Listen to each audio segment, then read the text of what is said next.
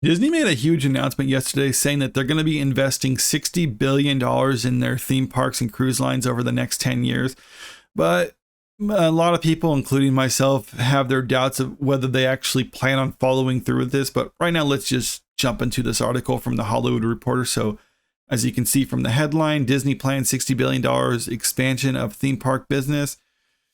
In a dramatic expansion to its theme parks, products, and cruise line business, the Walt Disney Company says that it will spend $60 billion over the next 10 years to turbocharge growth in a lucrative division. In May, Disney CEO Bob Iger said that the company had planned to invest $17 billion in Walt Disney World over the next 10 years, an investment cited in response to Florida Governor Ron DeSantis' plan to dismantle the Reedy Creek Improvement District. Yeah, and what this came across as at the time was Disney was losing control of the Reedy Creek District. And it was going back to the government of Florida, and Disney their response was kind of like, well, I was going to be investing $17 billion in my Florida parks, but I guess I'm not going to do that now. I mean, it's the same thing of like a person at Starbucks when they get their order wrong, then they tell the barista, it's like, well, I'm not going to come back here again. And they're just kind of like, yeah, whatever, I don't care sort of thing. And that's really what it came across as. I mean, especially since Disney doesn't really have this kind of money to invest in things right now. I mean, currently, they have a lot of debts from their acquisition of Fox Entertainment. I think they're still paying down debts from their purchasing Lucasfilm and Marvel Studios. So, I mean, they don't really have this kind of money, and not to mention they have that deal with Comcast to purchase their share of Hulu, and that's for like another $9 to $10 billion. I mean, Bob Iger has even said that they're looking to sell off some of their linear TV networks, and they've already gotten an offer of $10 billion for ABC, FX, National Geographic. So it's kind of like the company is struggling with a lot of their debts, and they're currently looking to sell off properties that they have in order to pay down debts and obligations that they already have. So people are wondering, where do they get the $60 billion to expand this sort of thing right now? But if they were expanding it, maybe they did have some plans in the works for that $17 billion investment in Florida.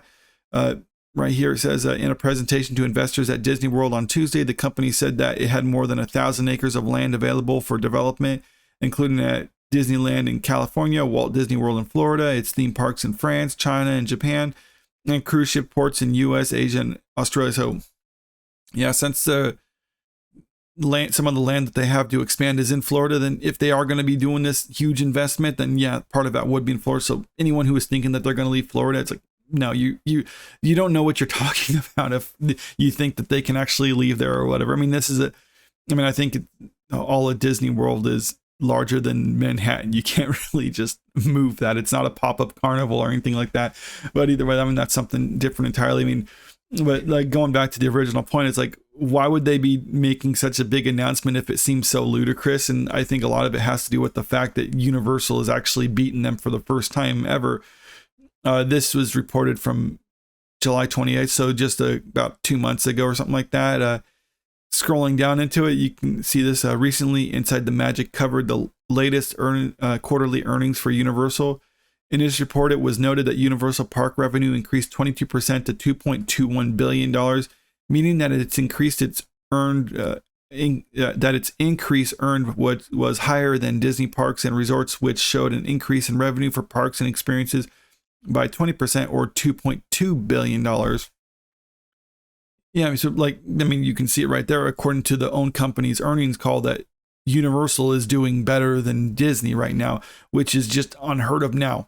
I still believe Magic Kingdom for Disney is the most visited park in the world, but a lot of the other Universal parks are beating the other Disney parks as far as attendance goes, and as we can see, as revenue goes as well. And that's why Universal is still out on top. I mean, even just a little bit, but still the fact that it mattered that it beat out Disney is just ridiculous.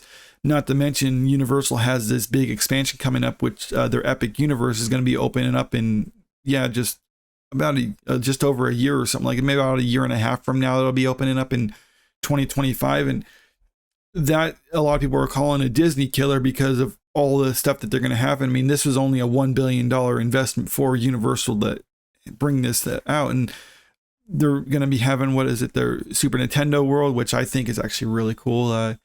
The Universal Monsters, an expansion to the Wizarding World. What else is it? How to Train Your Dragon area. So this is something that people are really excited about seeing. And at D23, when Disney made their announcements of what they're doing with their parks, it was just kind of like a meh. Like they were basically announcing retheming and reskinning of some of the other things. Like, oh, they have these light shows and stuff like that. It's like, well, yeah, so what? I mean, so really everything is kind of cheap. And I think I even reported about it at the time, that it just comes across as being very cheap in a way to try to save money. And I think Disney took note of that. And now they're making this thing like, well, we're going to be doing a $60 billion. So it's twice as much as we invested over the last 10 years. And the idea is really to try to spur investors to come back into the company, because their D23 report basically just landed with a thud. And I think this is the same way. Actually, it kind of comes across as worse, because after they made their announcement, their stock value dropped. I mean, this isn't as dramatic as what this chart looks, because it's only a 5-day chart, but it dropped around $3. So that's not a good sign when investors hear what you have to say and they're just kind of like, yeah, we don't believe you. We want our money back, sort of thing, because it makes it seem like no one actually believes that they're going to follow through with this. And I'm the same way, but I mean, maybe they do have some plans, but I mean, I need to see some actual plans instead of just these announcements, because it's easy to make an announcement and then kind of like slowly taper them later on. And Disney does have a habit of doing that, but maybe they are going to make these plans and actually have a idea of how they're going to accomplish it. But right now it just looks like they're just kind of blowing smoke, and it's really not good look for them. And that's why people are leaving the company, or at least people aren't investing in the company as much as they would like. But let me know what you think about all this in the comment section below. And if you like this video, make sure you click the like button, share the video, and subscribe to the channel if you want to stay up to date with the latest news. Thank you.